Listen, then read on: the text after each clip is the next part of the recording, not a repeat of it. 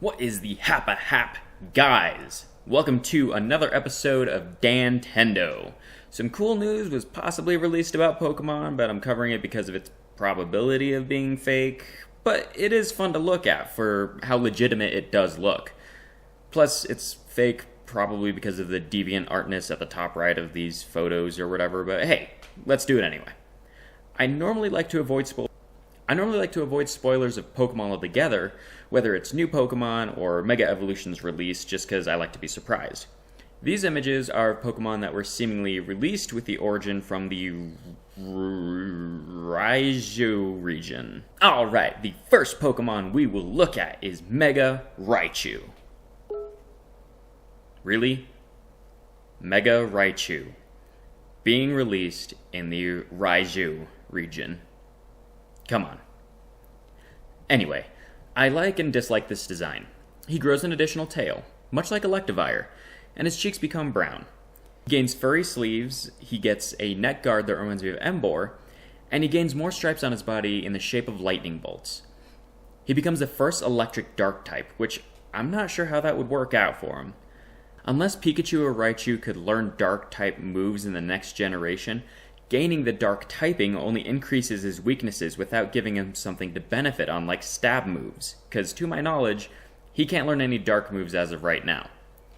He would become weak to fighting, bug, and fairy types, which would hurt his in-game capability and his competitive battling. This new version looks like it has an increase in attack and both special defense and physical defense, because of his bulkier look. I hope that its ability would be complementary to it, but I couldn't think of anything that would go well with it. Maybe something new, or Volt Absorb or something, unless it already can learn that. I think its ears and tails are the coolest looking part of him, but I think I remember once that the director of Pokemon commented saying that Raichu wouldn't get a Mega Evolution to reserve the sanctity of its pre-evolution mascot. Next is Mega Kingdra. I'm not a fan of this design as it looks pretty minimalistic. It sort of gets more finny or spiny or something. Kingdra's base stats are the same all around, but I found when I play competitively with him, I like making him a more defensive wall. But as he Mega evolves, maybe the stat increase would increase all of his stats to the same level. For instance, I think he has a base stat of 95, so they would all increase to 120 or something like that. I have no idea what his ability could be. The Sniper moveset and Swift Swim, paired with the attacks that complement his physical and special, really make this an averagely rounded Pokemon, so maybe its Mega Evolution would make it a lot more devastating somehow. It remains a Dragon Water type. But out of everything, there's a reason I'd be a bit more bitter to this Pokemon getting a Mega Evolution. When Megas were first introduced in X and Y, my friend got most of his favorite Pokemon from Johto with a Mega Evolution. His favorite generation is Generation 2, and his favorite Pokemon are Scizor, Ampharos, Houndoom, and Heracross. He also loves Kingdra, so if this Pokemon got a Mega, I'd be a little more bitter. Mega Marowak. Oh yeah, this guy looks freaking amazing.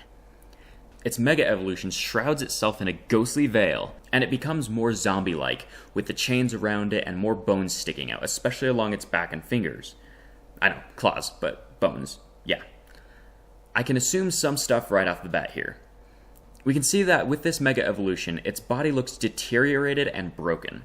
Because of this appearance, I can assume its defense would be dropped in favor of physical attack and speed. I would hope that its moveset would allow it to gain a Ghost-type move so it doesn't have a limited array of attacks. I for some reason feel like the Scrappy ability would go well with this guy for some reason, or an ability that allows Ghost-type moves to hit normal Pokemon. But it wouldn't be completely necessary. With the skull of the mother of this Pokemon haunting the body, this would make an amazing looking addition to the roster. This is Mega Octillery. That shell. That's the biggest change to this guy. He gets a couple more blowholes on his forehead, but that's really the only physical change. Not to sound repetitive, but this looks like a more defensive Pokemon. The shell would give it an implied protection, and maybe then this Pokemon can learn the move Shell Smash. Not only would the defenses be increases, but also its HP and hopefully special attack and attack. It unfortunately increases its weaknesses by gaining the rock typing to it, so it becomes weak to fighting, 4 times weak to grass, neutral to water, and weak to ground. It becomes more resistant to fire though. Here are my hopes for its abilities. Shell armor, so it can protect itself from critical attacks, because it's gonna need it. Because of its neutral typing against water, it could also possibly get the water absorbed to help it last a little bit longer if needed. The last ability is really unconventional, but hear me out. Sap Sipper. Octillery is an oddball anyway. It's a fish that evolves into an octopus that can learn fire-type attacks. Because of its incredible weakness, why not give it an ability that can make it resistant to grass-type attacks?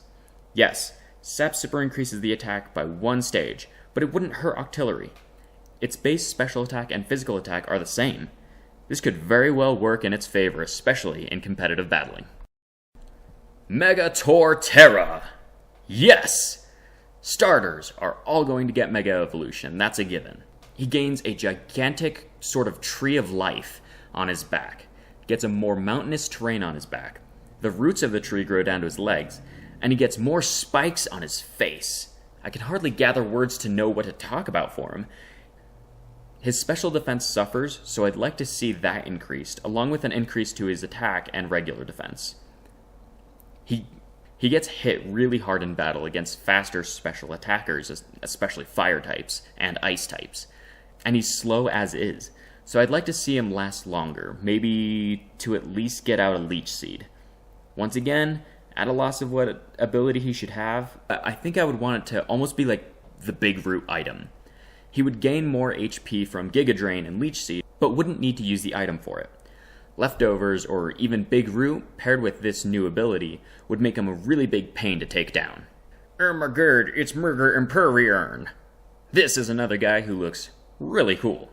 He becomes a little bit more armored, his face crown looks pointier with the exception of the center spike, and his arms become a little more dangerous. This listing is going to be sort of short because this is just what I see.